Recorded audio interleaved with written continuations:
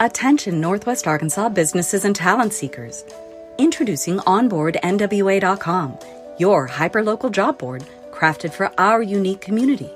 Struggling to find the perfect match for your job openings? Onboard NWA simplifies the hiring process, connecting you with the region's top talent through tailored talent matching solutions.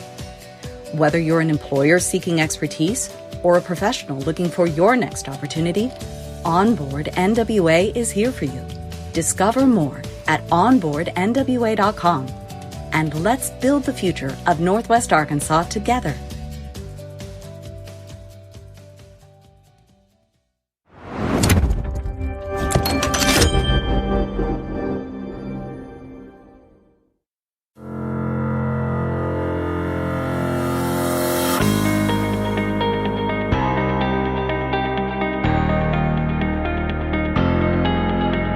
It's time for another episode of I Am Northwest Arkansas, the podcast covering the intersection of business, culture, entrepreneurship, and life in general here in the Ozarks.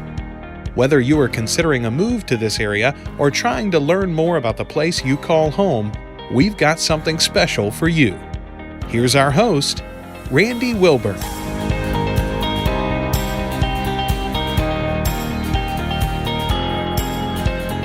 Hey folks, and welcome to another episode of I Am Northwest Arkansas. I'm your host, Randy Wilburn, and I'm excited to be with you today.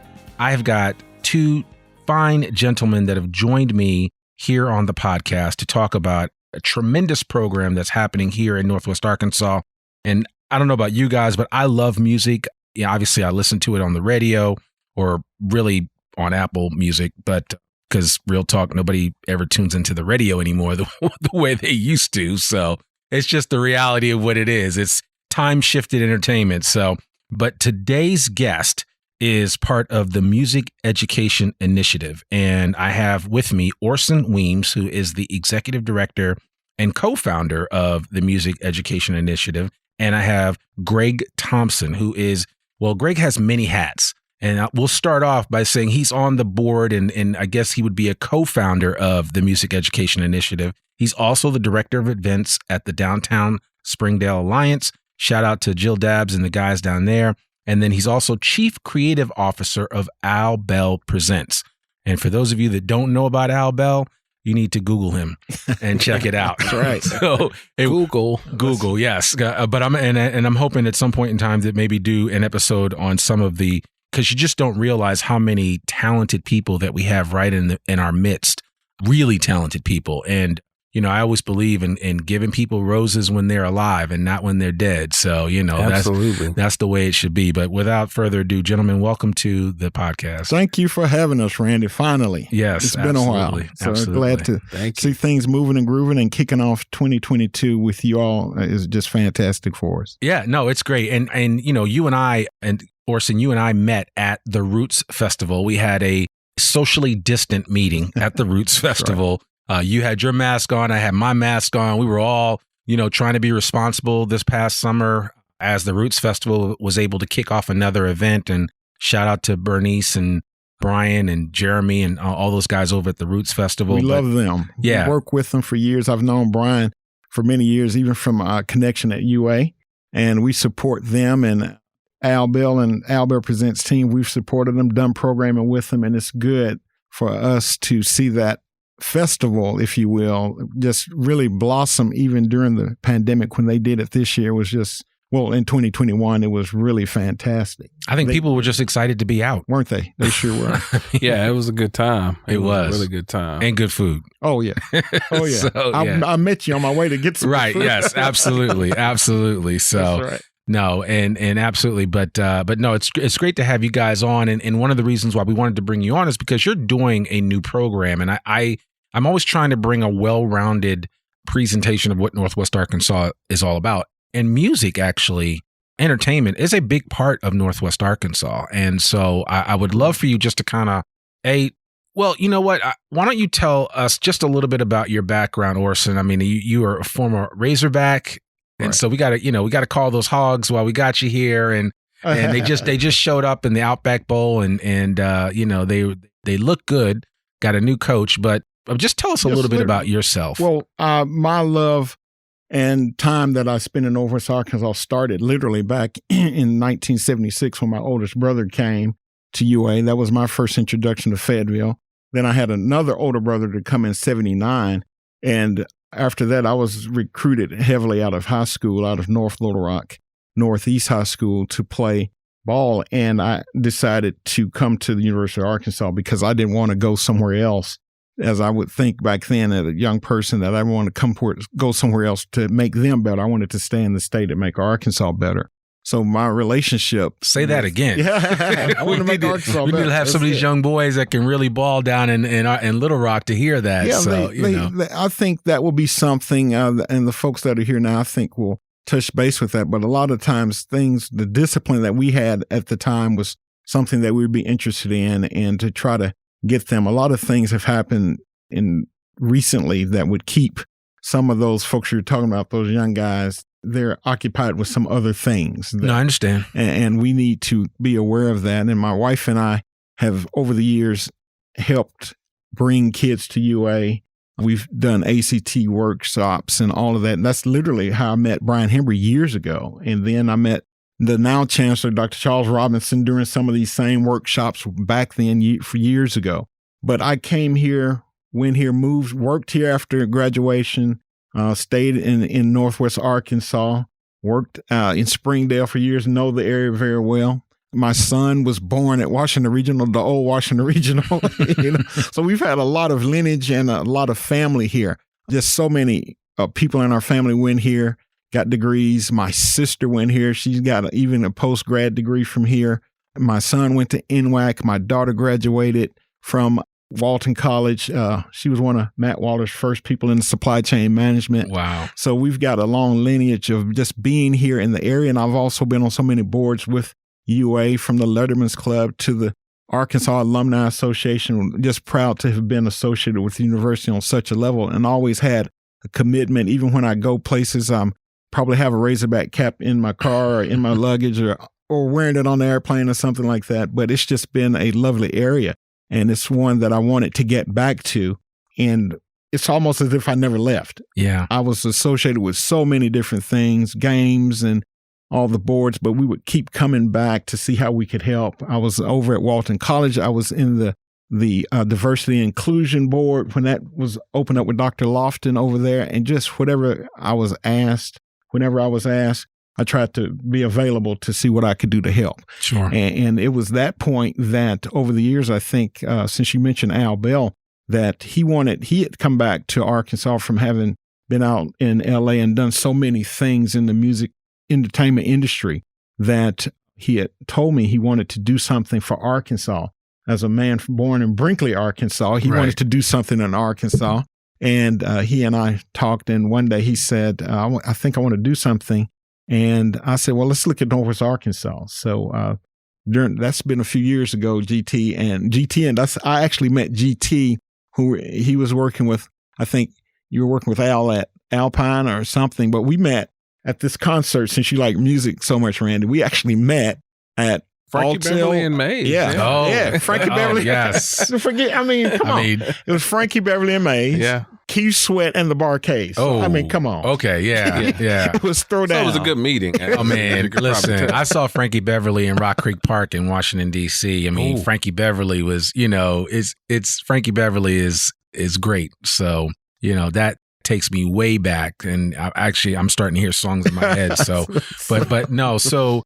And then, so that's where you guys met. Yeah, we did. And we've connected since then, and we worked together over the years, and with so much that Al has done in different productions. So when I put Al on the ground in Northwest Arkansas, it was literally on the Bentonville Square, and we had GT with us, and we just said, I said, here's Bentonville. And Al was thinking Bentonville simply because of that retail and distribution part of what was coming out of this area with the folks that are supporting Walmart and that are Walmart supporters.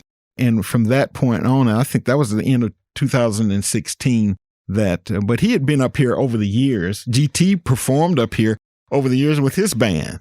Yeah. I was here for years and didn't even know it was a city. I just drove in and did shows and then went back out. Right. Yeah. I mean, for years. I mean, probably, at least 6 years before I went anywhere outside of the university. I used to play at a club on Dave's on Dixon Street. Okay. And Powerhouse Seafood with a band called the 17th Floor. And I actually started that band, and we used to tour here all the time and play fraternity parties and all of the clubs. But again, I never knew anything else about any other part of Northwest Arkansas. Sure. And you're from Chicago originally. Yeah, Joliet area, Chicago area. Yes, sir. All right. So tell us just a little bit about your background. Wow. So my background is kind of steeped in the live performance area. I have been a touring musician, played for Usher, played drums for Usher, played drums for TLC, was music director for both bands. I've also been a technical director at a theater where I worked with the likes of Kenny Chesney, all the way down to, some of everybody there. Roger Williams, the Possum George Jones, did all that kind of stuff at that theater. And then put on plays like Stomp and all of those things, had that experience. So just a well-rounded music industry from out of high school, right, all the way through to now. It's just been nonstop music industry. So had a little bit of a training in it and, organic training in it. Well, and it's funny that because both of you guys have distinctly different upbringings in the way that you did what you did, although there's some similarities there. I think that you both found that area where the intersection of life and music and how that plays into things. And I think a lot of that's probably born out of why you decided to do this initiative. And I would love for you just to kind of share for the audience. Why don't you give us the Cliff Note version of the Music Education Initiative and what you're hoping to accomplish? Good. Well, this is the brainchild of GT and I literally having to slow down and taking advantage of slowing down during the pandemic. And one of the things is always in a lot of back of our mind is us having been around a music and entertainment legend, Al Bell, and we're hearing what he's doing and what he has done as he keeps teaching and repeating and telling us over and over. And what we thought was that we have to conserve and preserve the music industry that we see, but we're coming from a different space with the Music Education Initiative. It's what we said. We want to first engage, then we educate and elevate and prepare the next generation of young people, if you will, or people in the business side of music and entertainment. The business side, everybody can't sing, everybody can't play, but there is so much behind the scenes that people can do and they didn't know about at earlier ages. And that's what we're trying to bring to the forefront are some of the things that help preserve and conserve music and to bring these performances and bring these pieces of entertainment, whether it's in theater, like GT was just saying, his background is all of this is entertainment. A soccer game, Randy, is entertainment. Yeah. I mean, you can have fun at a soccer game. You're seeing all the LED lights flashing and things that you go to a game or any type of entertainment venue, you're going to hear some music played. So what we're doing is taking the time to literally come back and tell people there's some things that you can do. You don't have to be the next Beyonce or the Billie Eilish and you can get up there, but there are things you can do and you can be a part of that. And what we're doing is bringing down to the grassroots level of understanding to get these awareness, if you will, to prepare folks, get some training. Let's talk about how we can do this, but also put money in people's pockets. This is not something that we want folks to volunteer for. We're talking about let's have an economic driver who, when you start putting money in especially young people's pocket, they're going to spend it somewhere. Yeah, absolutely. They're going to be a part of setting up something at the AMP or the Walton Arts Center, Theater Squared, even if it's at the Faulkner Center. It could be BJ's Live, with what they've been bringing. A lot of these things is what we're seeing. The downtown events that we're seeing in some of the cities and the working together, but we want to bring that, elevate that talent that's here. We don't want to be looking for other talent outside, like some of the venue operators that have told us over the months that we've been putting this together, that they've got to go outside the state of Arkansas to bring in talent because they don't have the folks that know how to do some of the things that we're going to be presenting in our workshops. Yeah. And they've said the same thing about like producing movies here in this area. Correct. It's the same situation. Same We got to bring people from outside because we don't have enough people in this area that know how to do a lot of the practical aspects behind the scenes of movie production. Correct. That's correct. Yeah, it's really an odd thing, but it's very, very troublesome right now because, things are trying to move up in Northwest Arkansas. Things are trying to elevate. Things are trying to expand. And when you don't have the basic people to come in and push crates and wrap cables, you make it a little bit harder for these promoters to actually put the shows on because they got to pay more money to bring people from out of town, put them up for lodging and cover things that they don't usually have to cover if the people are here on the ground. So one of the main things about the music education we wanted to do, the initiative is to just introduce these careers at an earlier age. I think, as I was growing up and a lot of people in my circle of people, we found out about a lot of these music jobs, later in life, like the other jobs. I mean, I knew the drumming job, at an early age, but when it comes to, lighting directors and mix engineers and recording engineers, I mean, man, I didn't know about those things until I was in my 30s. Yeah. So we want to expose that to these kids, and initially we're going to start in high school and then we're going to work our way down as far as letting people see these people that actually do this work. Like let them see the lighting director for Billie Eilish. Sure. And let them understand what role that person plays in her show. Yeah. So did you have a model for this? Was there something that inspired you as we all were going through the pandemic, dreaming about new things that we could do? But did you have a model or anything that you had seen in the past that you said, wow, if we could bring something like that to Northwest Arkansas, we would do that? I appreciate you asking that. What experience is what it was. Okay. The experience was that we had, meaning at Al Bell Presents, we had brought in programming. We had brought in just such a diverse and sometimes eclectic group of different entertainers that we had brought in the area. And some of them that we had put together, we even did master classes with some of the artists that we brought in and took them to junior highs and high schools and had performances of that nature. But the model was experience, especially from GT's standpoint, because of all the stuff that he has done over the course of the years, plus the blueprint of having an Al Bell to say we needed to do something this particular way so that we can reach the people. Yeah. It's always about the people. And that's what we're doing is we're trying to give something to the people, number one, that can help if somebody realizes that this is an economic driver. This is not just something to say we're doing a workshop. We're going to put people to work and they're going to have access to opportunities to work or career changes, et cetera. But once we can see that we are putting people to work and they're getting a benefit from it, we've reached the people. Sure. And so the model was the experience, some of the things that we knew that hadn't taken place or weren't here, as you mentioned in the film industry. Now we saw it in the music and entertainment industry, so that we've dealt with some of the people here knowing that. And since we've put out this workshop in this flyer that Raquel Thompson, our social media expert, created for us. We thank Raquel for that so much. She put that together and we put that out. We've had people calling us from some of the area art center, the momentary. We've had them. They're just like, well, Austin, great. Other production people. I had a sound guy call me this morning. They're just like, now you're right. But one thing I want folks, that your audience to understand, is that I think in about 2018, the Walton Family Foundation paid for a group to come in called Sound Diplomacy. Okay. And Sound Diplomacy put together a report on the music ecosystem.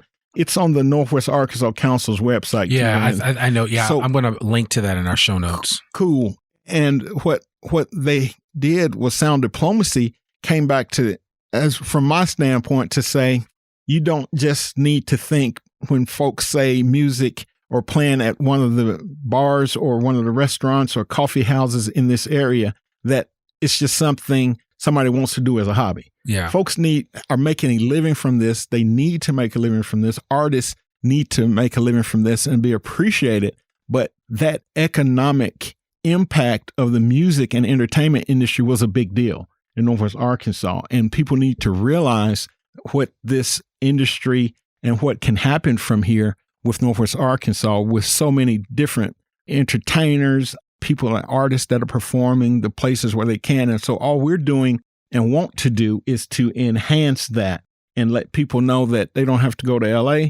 They don't have to go to Nashville. They don't have to go to New York. We want to do it for Northwest Arkansas and build up Northwest Arkansas with the professional level and professional talent that we have right here. Yeah. Yeah. So, and one of the other things that inspired it is I'm currently a graduate of the International Association of Venue Managers program. And that is everybody that is across the country that runs venues, all the way from the big arena in Dallas all the way to convention centers and that type of stuff. It's a great organization.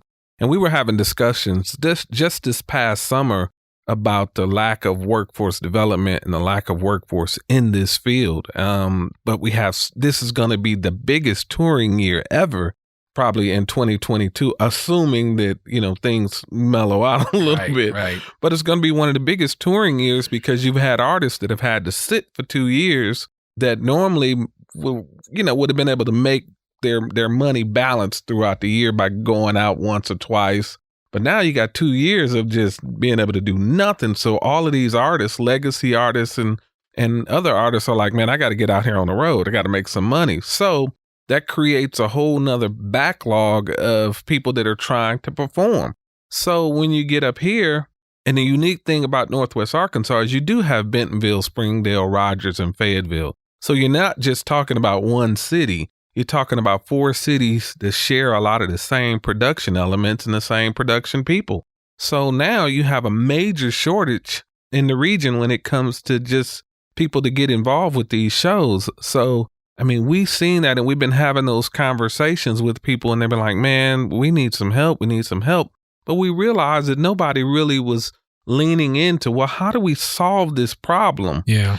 And really, what we're talking about doing solves a lot of problems when we start bringing this work to a younger generation of people, because, again, the kids get a chance to make money and their bodies to work on these events at the same time. And then the most important thing is they're getting exposed to a new career. And when they're working these shows, they're seeing everybody's position. They're seeing the drummers. They're seeing the mix engineers. They're seeing, higher ups inside of the organization of putting on a show. Sure. Yeah. And I think it's important, especially for young people that are listening to this, or even parents of young people. You're trying to get your kids out of the house and trying to get them engaged. My kids, I've got 3 boys. We talked about this. They all go to the Arts Academy there in Rogers. Shout out to the Arts Academy, AAA. But, one of the things I like about the Arts Academy is that it exposes them to so much. Mm-hmm. And that's essentially what you're trying to do with your program is exposure. And you're not going to put people in a box by saying you're only going to do this, or you're only going to work a soundboard, or you're only going to work lights, but expose them to the myriad of opportunities that exist within this space so that they can then self-select, or if anything, rise to the level where they have their hands in a lot of pies and can do a lot of things. That's correct. And what will happen in that kind of space is also the people that are already in the production companies will see the talent in some of these kids and they'll go, okay, this kid may not realize, but I've watched them do this enough that I'm going to try to help and develop this kid, and we've missed a whole generation of that type of thing happening where these kids are in these environments and people can find the talent. So, we were very strategic about what we're trying to do. And who knows, there may be something bigger coming to the market that's going to need these people that we're building right now. Right. Who knows? You never know. Unless you do know, you just don't say anything. And that's okay too. It's always nice to tease what's coming up in advance. And we may have to make a part 2 to this podcast. So kind of walk me through, what are your expectations for this first iteration of this program? And it's the actual event will start after this podcast comes out. There's a workshop on January 11th of 2022, but there'll be other workshops scheduled in Bentonville, Rogers, and Springdale at later dates. So kind of just, Orson, talk about just the overall, how is this program laid out so people can participate? Well, the thing, we'll explain is what we've just spoken to you about. We'll tell them the why to fill this void, why this is important and why we're doing it and why we're doing it at George's Majestics Lounges, just because of the generosity of Brian and Day Crown over there. They're just wonderful folks that have done so much for the community. And so what we're doing is telling them why. The other part of that is we're going to use and work with their production technical manager there at George's because of his years of experience. And what he will do is some of the first things we put on some of our flyers is safety, because you have to be safe. And I think even in some of our earlier emails, we were telling people don't show up with flip-flops on. Right. This is not that kind of environment, because if you're going to learn about this. So what we're going to do is literally hands-on, having a professional person, that somebody with the experience and the knowledge and the know-how to literally tell you, these are the important parts of number one that I need. First, you have to understand which part of the stage I'm talking about. Right. After we get the equipment off the truck, the equipment has to be taken off a certain way, has to be unpacked and unloaded a certain way. But this part of the stage, and you'll know if I tell you to go put something at stage left or stage right, center stage, you'll know what we're talking about. So some of that development will be a part of it. The way that one thing that I've learned working around GT is that the specific manner, because if things are just strewn on a stage or in an area where their performers or artists are going to gather and perform, you can't have things in the way. You can't have an amp out of place. You can't have a case out of here. Somebody get hurt. So we want to be able to talk about that, and we want to interact with the group of people that we have coming so that they'll understand that. So the layout was safety, the way that you can wrap a cable, which is an art to that, as you may know, Randy. There's an art to it. And there's a reasoning that why, because GT, you were saying there's inner parts of that cable has wires in it that can't get bent, et cetera. Yeah. So, I mean, if, obviously if you're wrapping up a cable the wrong way, the wires inside of a cable, most people don't realize it's made up of several different wires. And of course, if you're wrapping it up wrong, you're stretching them out, and then you kill the life of the cable by not,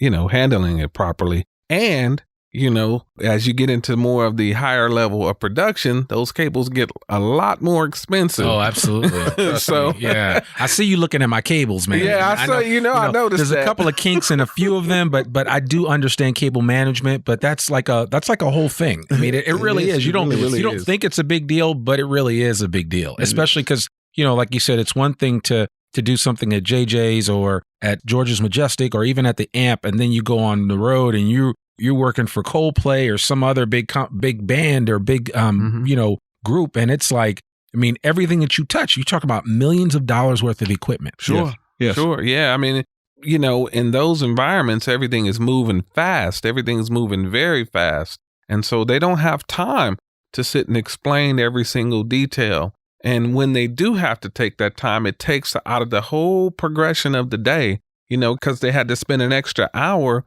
to train people how to, wrap up cables and do those things. So all of those things really matter. I think for the series of the workshops that we're going to be running throughout the region, we are going to use different production people at each one of these different venues. And hopefully, ultimately, we'll get to the point where we have groups of these production people training at one time. But we're going to keep doing these until we build up enough workforce that we can see a difference in the region. So, we may do one in Fayetteville this week. We may do one in Bentonville next week, but we're going to keep going until we see the build of this workforce. And also, we're going to keep going until we see the support of the community, because we need help in this. Right. We really need help in this, and people need to understand what we're trying to do. And that's our job now by doing this first one, is to start to teach and say, this is what we're trying to do. Let people see what we're trying to do. And hopefully, most of the people in Northwest Arkansas who I know are great people are going to come in and go, okay, we see what you're building now, and so we want to help and support. Yeah. And that's the one thing is Orson and I we're talking before you came in, and one of the things that I recognize about Northwest Arkansas is that it is a very collaborative environment. So if nothing else, I can see people hitching on to your wagon, once they say, oh, okay, these guys really have something here. We want to be a part of this and want to and see if we can help you grow this, music education initiative. This has been, since we put out the media release as well as the flyer, the responses via email that I've received from some of the school districts has just been phenomenal. The Gifted and Talented program in Springdale, they reached out immediately and asked that we come and speak to them later here in the next couple of months. The Ignite program at Bentonville School District, their coordinator reached out immediately, and so I said, "Oh my goodness, yeah, will you come to Ignite?" Yeah, of course we will. That's our mission. Exactly. Of course we will. Yeah, we want to work together and work with people, and it's again, I reiterate, it's about the people, and that makes us feel good, and we can reach people. We'll do it safely. Yeah, we will be doing it safely. Yeah, so Thank you. Now, will there be hopefully, eventually, will there be some type of certification that is born out of this program? So that will be the ultimate for us. We've talked to some of the engineers and production companies around here as far as developing a certification around it, and so that will be the ultimate goal is to certify some of these people so that when they walk in the door, they can say they have that designation, and then people automatically know that they can put them on different jobs as opposed to just unloading the truck. Somebody can actually work the stage, right? Because they have the certifications. Yeah, so absolutely, that's where we're heading. Okay, all right. And then now, anybody that's listening to this and says, "Man, that sounds interesting. I want to get my kid involved. I want to get my niece or nephew involved, or I want to get involved." What's the easiest way for them to do that? I mean, you have a website, yes, musiceducationinitiative.org. I'm assuming you set up kind of an email list for people to join. Certainly. Sure. If they want to look at involving with this. With our program on our workshops, they can just go to our website, look at the one of the headings on it is workforce development. Okay. Click there and just say sign up, or just send us an email at the musiceducationinitiative.org and just send us an email. And my email address is there as well. And we just have I think a couple of buttons down the page where they can just click a sign up or send us an email or a note. Yeah, and we'll put all that in the show notes so people won't have to hunt and peck for it, but they can find it, and we'll make sure that we link up to everything about both of you guys as well as the Music Education Initiative on our website so that people can check that out. So definitely check out the show notes for this particular episode of the podcast because you'll get some additional information, as we move forward. So, as we come to a close, I don't want to take up too much of your time, but I appreciate you sharing this, and I think I want to have you back because music to me is life-giving. Music is powerful. I try to explain to my kids all the time that you don't understand. I mean, there are songs that I heard as a child that I still know to this day because of the transitive nature of words that are set to music. And so I think it's important for young people to understand beyond just the whole TikTok and Spotify and all that, but understand the power of music and how if it's used in a certain way, it can really benefit you. It can benefit society in a very, powerful way. And so I think, you're kind of harnessing one aspect of that in this program to educate people on what is possible. That's correct. Engage, educate, and elevate. Yeah. That's what we do and prepare. Yeah. And I got to tell you, I think that music that we've listened to for years that has really been embedded in our souls and spirits was created differently than this generation's music is created. So, I mean, you had a team of people creating those team of experts that was creating all of those hit records back then. Yeah. And a lot of skilled individuals in the room for that stuff.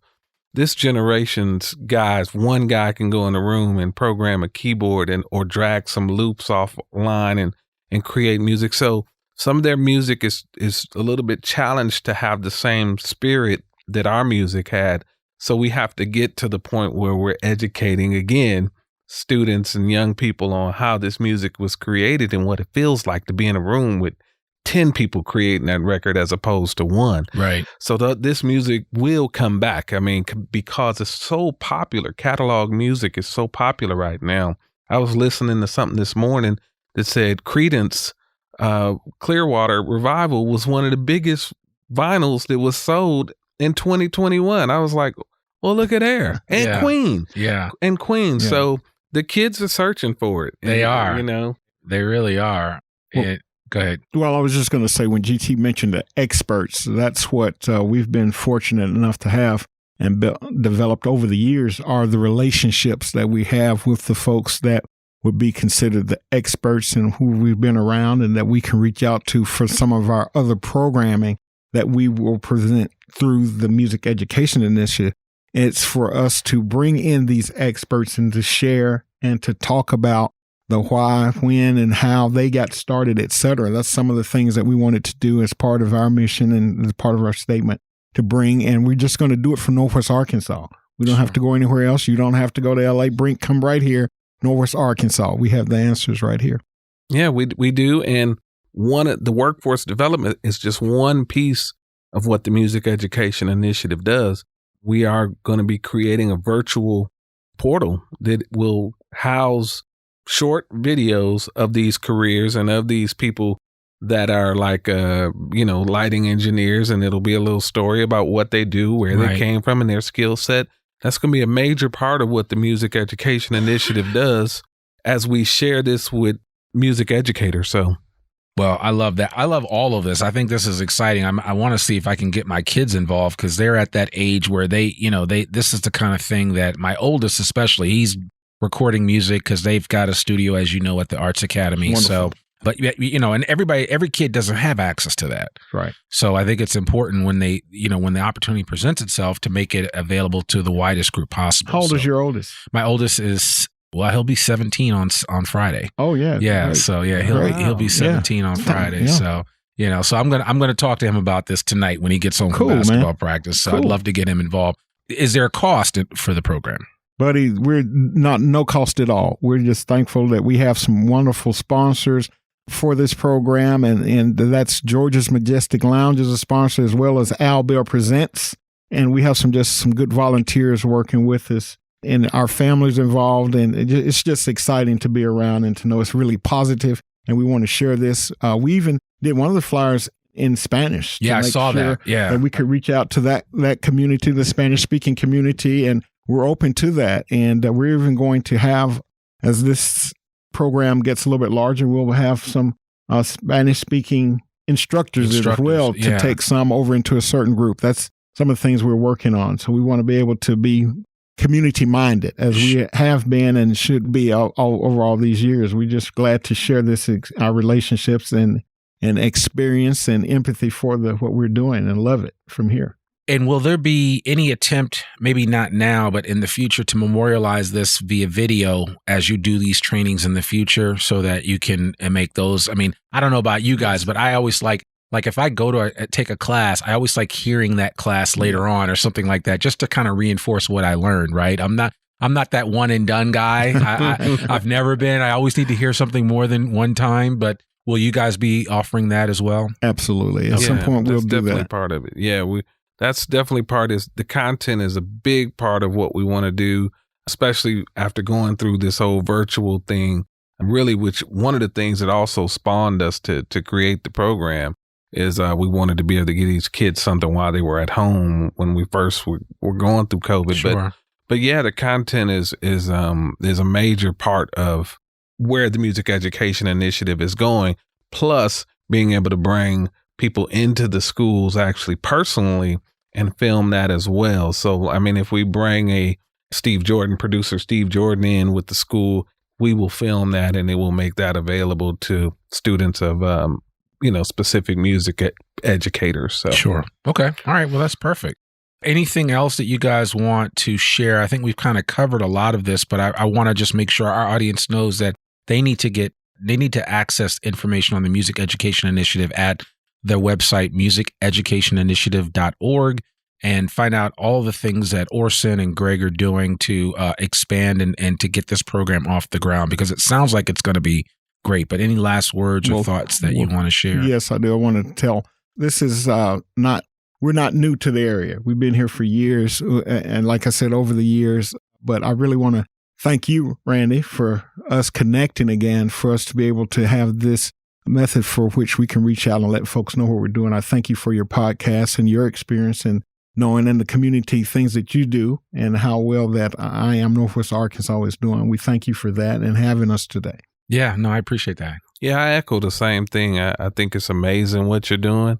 and it's a much needed thing for the area. So we really appreciate what you're doing.